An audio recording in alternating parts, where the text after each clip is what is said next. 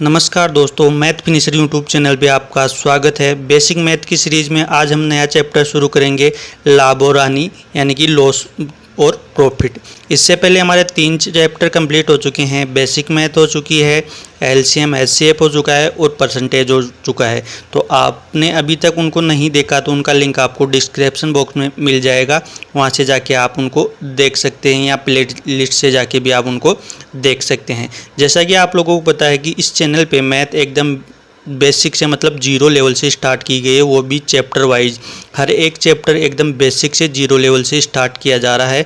तो इसी zero level एकदम बेसिक से हमारा आज का नया टॉपिक है लाभ और हानि। शुरू करते हैं आज का वीडियो में हम देख लेते हैं पहले कुछ नियम और इसके मतलब बेसिक चीज़ें की लाभ और हानि में कौन कौन सी बेसिक चीज़ें होती हैं, इनकी परिभाषाएं और इन कौन कौन से ये नियम हम देख लेते हैं।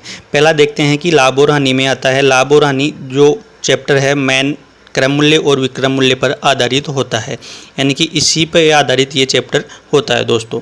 तो हमारा पहला है क्रम मूल्य। क्रम मूल्य को हम कहते हैं इंग्लिश में कॉस्ट प्राइस, कि जिस मूल्य पर कोई वस्तु खरीदी जाती है, यानी कि जिस मूल्य पर कोई वस्तु खरीदी जाती है हम उसे क्रम मूल्य कहते हैं दोस्तों। फिर आता है विक्रम मूल्य, सेल प्राइस, जिसको हम इंग्लिश में सेल प्राइस कहते हैं। तो इसमें क्या होता है कि जिस मूल्य पर कोई वस्तु बेची जाती है वह हमारा विक्रम मूल्य होता है, खरीदी जाती है वो हमारा होता है क्रम मूल्य और बेची जाती है वो हमारा होता है विक्रम मूल्य होता है दोस्तों।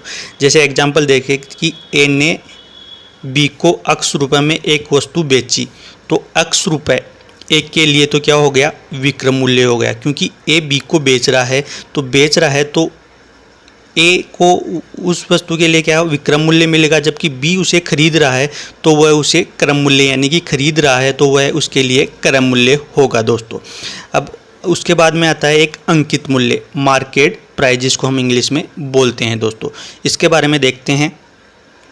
अंकित मूल्य की परिभाषा क्या होती है कि किसी वस्तु पर अंकित मूल्य वह मूल्य है जिस पर या उससे कम मूल्य पर या तो उसी मूल्य पे या उससे कम मूल्य पर बेचा जाता है। अर्थात अंकित मूल्य विक्रम मूल्य हो भी सकता है और नहीं भी हो सकता है। ये ज़रूरी नहीं कि जिस वस्तु पर अंकित मूल्य है वह उसका विक्रम मूल्य होगा ही, क्योंकि किसी वस्तु पर बहुत सी वस्तुओं पर डिस्काउंट दिया जाता है, बट्टा दिया जाता है, तो वह अंकित मूल्य पर ही दिया जाता है, तो वह उसका विक्रम मूल्य हो भी सकता है और नहीं भी हो सकता है। अंकित मूल्य वह होता है जो उस वस्तु पर अंकित होता है, वस्तु पर प्रिंट होता है, वह अंकित मूल्य कहलाता है दोस्तों। तो अंकित मूल्य की परिभाषा आप अच्छी तरीके से समझ गए होंगे। अब देखते हैं मेन आता है लाभ, कि लाभ हानि में लाभ क्या होता है दोस्तों, जिसको इंग्लिश में हम बोलते हैं प्रॉफिट। यदि किसी वस्तु का विक्रम मूल्य उसके क्रम मूल्य से अधिक हो, यानी कि विक्रम मूल्य उसके क्रम मूल्य से अधिक हो तो वस्तु क्या होता है, वह वस्तु पे लाभ होता है दोस्तों। जैसे हमने क्रम मूल्य क्या हुआ, यहाँ देखिए कि हमने कोई वस्तु 100 रुपये में खरीदी दोस्तों। 100 रुपये में खरीदने के बाद उसके विक्रम मूल्य यानी कि उसको बेचा 135 रुपये में। उसको खरीद रहे हैं 100 रुपये में है और बेच 135 रुपये में है, तो हमें क्या होगा, लाभ 35 रुपये का लाभ होगा उस पर।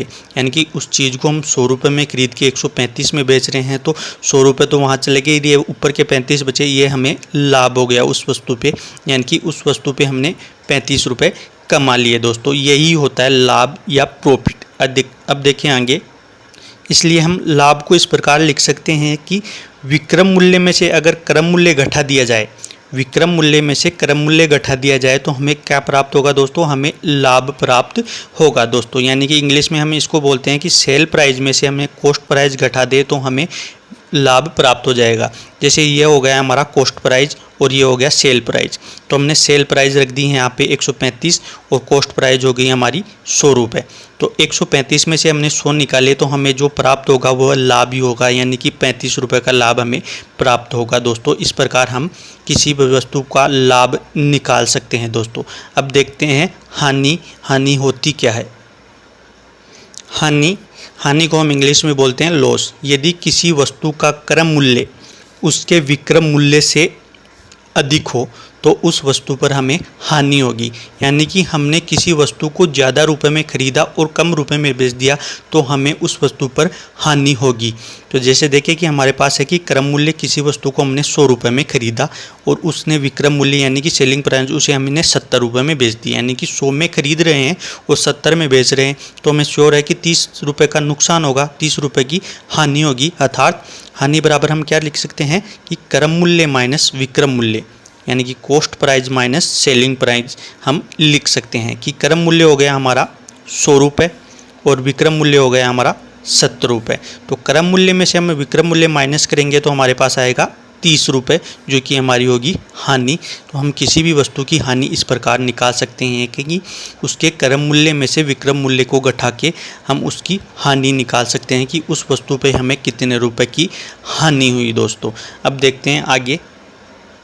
अब आगे आता है लाभ प्रतिशत यानी कि किसी भी वस्तु पे हमें कितना लाभ हुआ ये तो हम निकाल सकते हैं कि हमें उस पर इतने रुपए का लाभ हुआ, लेकिन प्रतिशत में निकला है कि उस वस्तु पे कितने प्रतिशत का लाभ हुआ तो हम किस प्रकार निकाल सकते हैं। हमें क्या करना पड़ता है कि जितने रुपए का लाभ हुआ वो हमें ऊपर रखना होता है और नीचे क्रम मूल्य बटे में इंटू 100।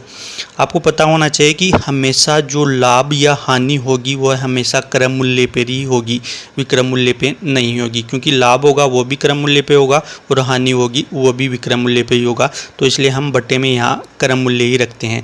लाभ परसेंट निकाल रहे हैं तो ऊपर लाभ नीचे बटे में क्रम मूल्य इंटू 100। इसको हम इंग्लिश में लिखे तो प्रॉफिट बता कॉस्ट प्राइस इंटू 100। इस सूत्र की सहायता से हम लाभ प्रतिशत निकाल सकते हैं दोस्तों। अगर हमें हानि प्रतिशत निकालनी हो तो हमें कितने रुपए की हानि हुई इस चीज़ पे और उस वस्तु का क्रम मूल्य कितना है इंटू में 100 बराबर में हम इसको इंग्लिश में इस प्रकार लिख सकते हैं लॉस बटे कॉस्ट प्राइस इंटू 100। इस प्रकार लिख के हम उसकी हानि प्रतिशत आसानी से निकाल सकते हैं दोस्तों। तो लाभ प्रतिशत और हानि प्रतिशत किस प्रकार निकाल सकते हैं, इन दो सूत्रों को आप आसानी से याद रख सकते हैं, क्योंकि ये कुछ नियम है, ये आपको याद होंगे तभी आप लाभ और हानि के आगे वाले क्वेश्चन आएंगे उनको आसानी से कर सकोगे दोस्तों, क्योंकि ये इसका पहला पार्ट है। आगे आगे पार्ट आएंगे जैसे जैसे हमारे उसमें क्वेश्चन का लेवल बढ़ता जाएगा तो आपको इन सब चीज़ों की ज़रूरत पड़ेगी वहाँ पे दोस्तों।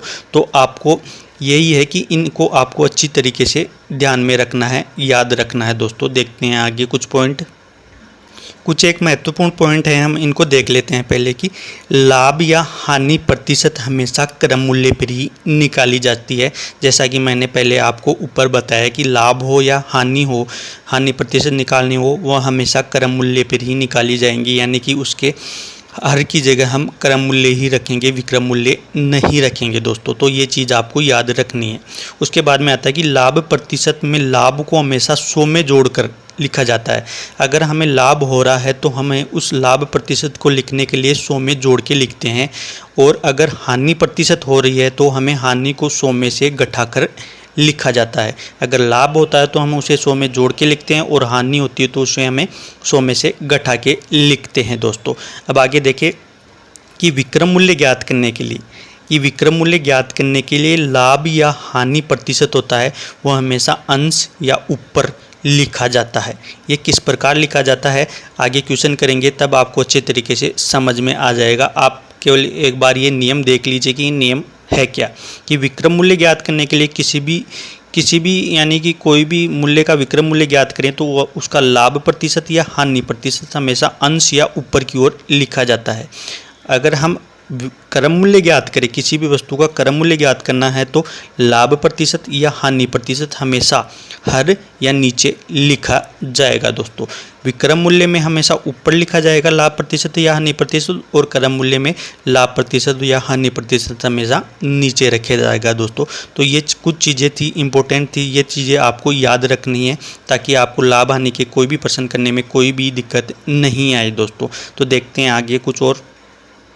एक हमारा लाभ हानि में चलता है बट्टा, जिसको हम इंग्लिश में बोलते हैं डिस्काउंट, यानी कि किसी भी वस्तु के अंकित मूल्य पर दी गई छूट, वो हमारा बट्टा होता है। हम किसी भी दुकानदार के पास जाते हैं, वह किसी भी वस्तु पे अंकित मूल्य है, कुछ भी अंकित मूल्य है, तो उस अंकित मूल्य पे हमें 10%, 20%, 30% की छूट देता है, वही हमारी होता है बट्टा। यानी कि उस वस्तु पर कितने रुपए की छूट दे रहा है, कितने % छूट दे रहा है, हम उसे ही बट्टा बोलते हैं दोस्तों। अब देखते हैं कुछ महत्वपूर्ण प्रश्न जो कि जो भी हमने पीछे नियम पढ़े उनसे रिलेटेड प्रश्न, कुछ एकदम बेसिक से 0 लेवल से देखते हैं, ताकि आपको हर एक चीज़ अच्छे से समझ में आ सके। जितने भी कमज़ोर विद्यार्थी हैं उनके लिए ये चैनल है, तो आपको अच्छे से हर एक चीज़ को 0 लेवल से बताया जाएगा दोस्तों। तो देखते हैं आगे प्रश्न हमारा।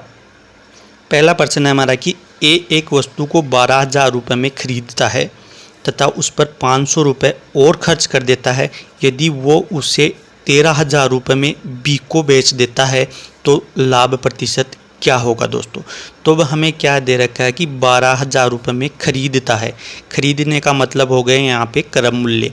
कोई भी चीज़ हमें खरीदते हैं तो वह होती है क्रम मूल्य, और वह उस पर 500 रुपये और खर्च कर देता है। यदि वो उसे 13,000 रुपये में बी को बेच देता है, यानी कि विक्रम मूल्य हो गया हमारा 13,000 रुपये, तो हमें इस पे लाभ प्रतिशत ज्ञात करना है दोस्तों। तो हमारा हो गया क्रम मूल्य हो गया 12,000 रुपये, और अन्य खर्च कर दिए इसने इस पे 500 रुपये। तो नया क्रम मूल्य कितना हो जाएगा, एक के लिए नया क्रम मूल्य कितना हो जाएगा, 12,500 हो जाएगा दोस्तों, क्योंकि उसने 500 रुपये इस पे और खर्च कर दिए, तो उसका नया क्रम मूल्य कितना हो गया, 12,500 हो गया। विक्रम मूल्य कितना हो गया कि सेलिंग प्राइस कितनी होगी, उसने बी को कितने में बेचा, 13,000 रुपये में उसे बेचा। तो अगर वह 12,500 रुपये में खरीद रहा है और 13,000 में बेच रहा है, तो हमें पता है कि 500 रुपये का उसे लाभ होता। तो लाभ बराबर हम करेंगे sale price minus cost price, यानी कि 13,000 माइनस 12,500, तो उसे लाभ हो गया दोस्तों 500 रुपये का लाभ हो गया दोस्तों। तो अब हमें निकालना है लाभ प्रतिशत। तो लाभ प्रतिशत के लिए जैसे कि मैंने आपको ऊपर फॉर्मूला बताया था, उस फॉर्मूले में ये वैल्यू पुट करके हम उसका लाभ प्रतिशत आसानी से निकाल सकते हैं दोस्तों। हमारा फॉर्मूला है लाभ परसेंट बराबर प्रॉफिट कितने रुपए का, प्रॉफिट यानी कि लाभ हुआ बटे में कॉस्ट प्राइस यानी कि क्रम मूल्य कितना है इंटू में 100। तो हमें लाभ हुआ 500 रुपये का, तो हमने ऊपर 500 रुपये रख दिए। कॉस्ट प्राइस कितनी थी हमारी, 12,500 रुपये, तो 12,500 हमने कॉस्ट प्राइस रख दी, इंटू में 100 हो गया दोस्तों। अब हमें इसको काटा देते हैं, 2 जीरो से 2 जीरो कटा दी, और ये 5 से हमने इसको कटाया, तो ये हो गया 25, और ये हो गया 25 से 100 4 बार कटा। तो हमारा लाभ प्रतिशत कितना आ गया दोस्तों, 4% उसे लाभ होता है दोस्तों। अगर वह उसे 13,000 रुपये में बेचता है तो एक को कितना लाभ प्रतिशत होता है, 4% का लाभ होता है दोस्तों। अब देखें कि इसी प्रश्न से हम देखें कि अगर हमें हानि प्रतिशत निकालनी हो तो हम किस प्रकार निकाल सकते हैं दोस्तों। तो देखते हैं इसी प्रश्न में इसी वैल्यू से हम हानि प्रतिशत निकाल के देखते हैं दोस्तों। अब हमें हानि परसेंट निकालनी हो तो हम यहाँ देखेंगे कि वह उस वस्तु को 13,000 रुपये में नहीं बेच के अगर उससे 12,000 रुपये में बेचे, उस वस्तु को वह 12,000 रुपये में बेचे, तो उसे अब वह उसने 12,500 रुपये यानी 12,500 की खरीदी और 12,000 रुपये की बेची, तो उसे 500 रुपये का हानि होगी। यानी कि हानि कितनी होगी, उसे हानि होगी 500 रुपये की।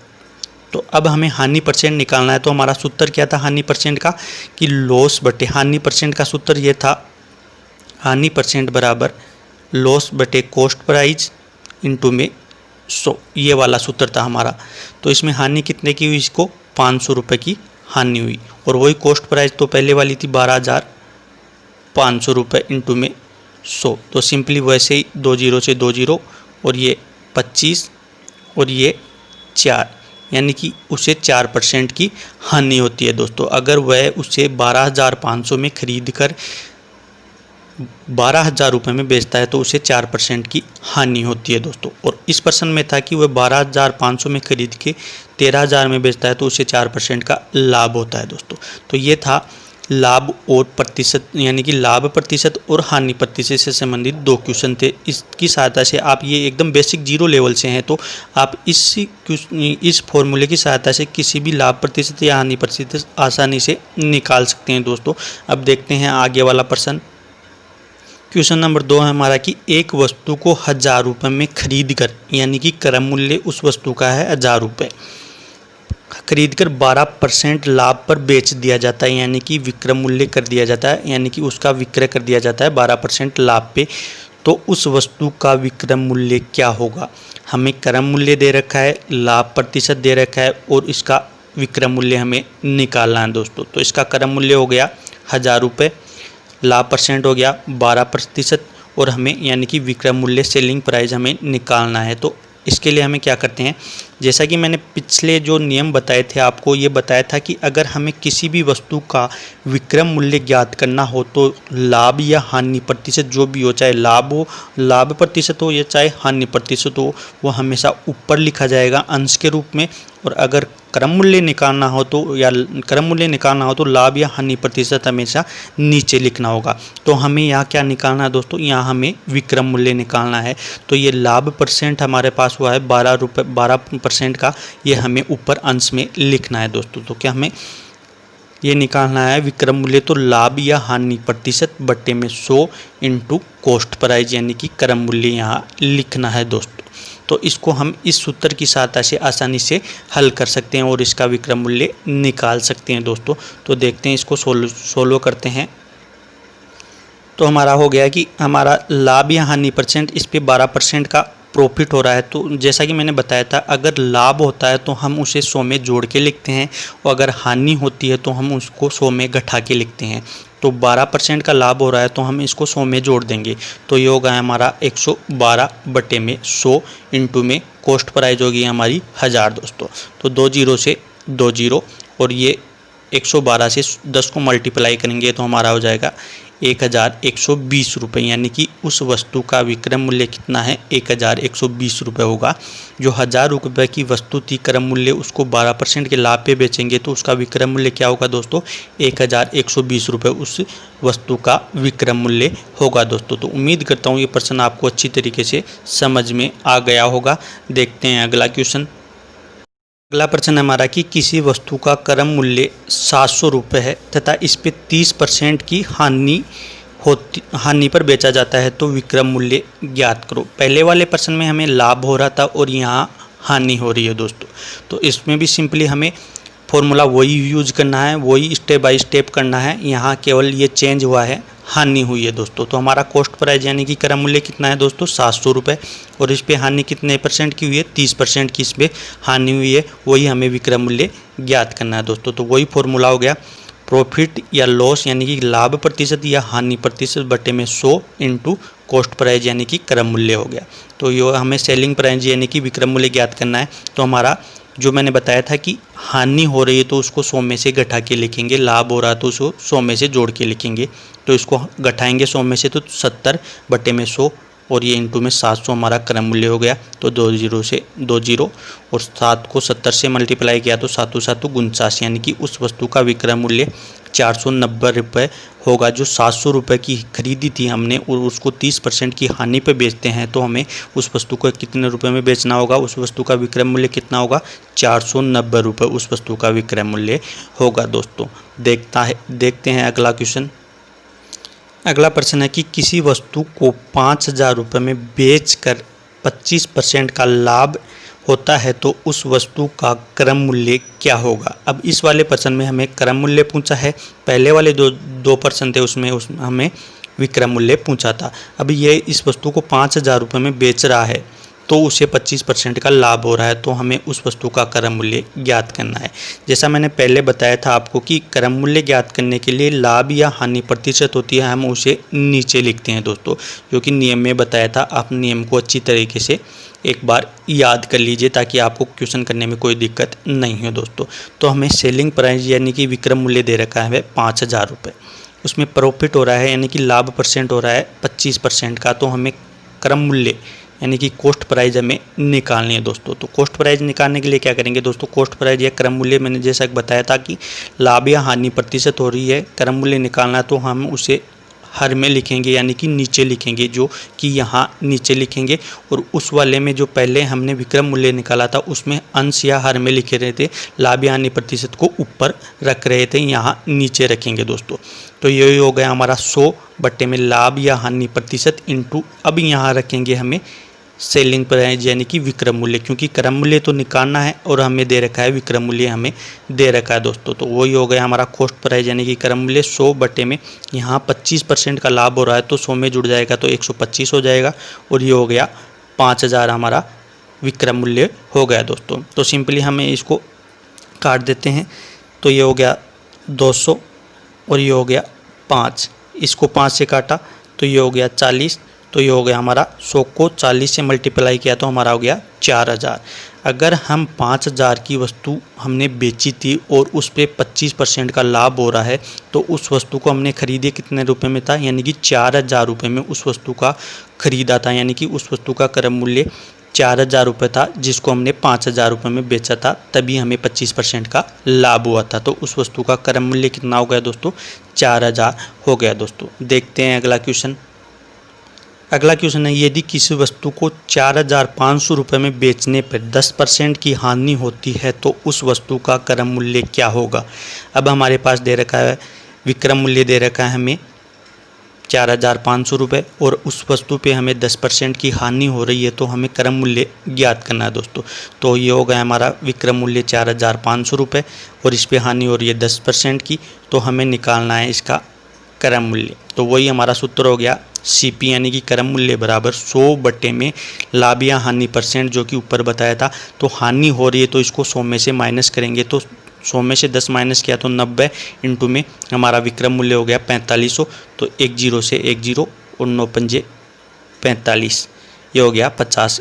50 को 100 से मल्टीप्लाई करेंगे तो ये हो गया हमारा 5000, यानी कि हमारी उस वस्तु का क्रय मूल्य कितने था 5000 रुपये था जिसको हमने 45 रुपये में बेचा, उसका विक्रय मूल्य था 4500 रुपये में बेचा, तभी हमें 10% की हानि हुई क्योंकि हमने उसको 5000 में ख़रीदा था और 45 रुपये में बेच रहे हैं तो हमें 500 रुपये की हानि हो रही है, तभी परसेंट में हमें 10% की हानि हो रही है दोस्तों। तो आपको वीडियो और ये प्रश्न आपको कैसे लगे, वीडियो अच्छा लगे तो लाइक शेयर कमेंट ज़रूर करना और साथ ही चैनल को भी सब्सक्राइब करना, साथ ही अपने कमज़ोर फ्रेंड्स के साथ ज़रूर शेयर करना, क्योंकि इस चैनल के माध्यम से आपको एकदम जीरो लेवल से एकदम बेसिक से मैथ के हर एक चैप्टर को एकदम जीरो लेवल से कराया जाएगा दोस्तों। तो तब तक के लिए अगली वीडियो जब तक लाभ या हानि का अगला पार्ट आए तब तक के लिए धन्यवाद दोस्तों।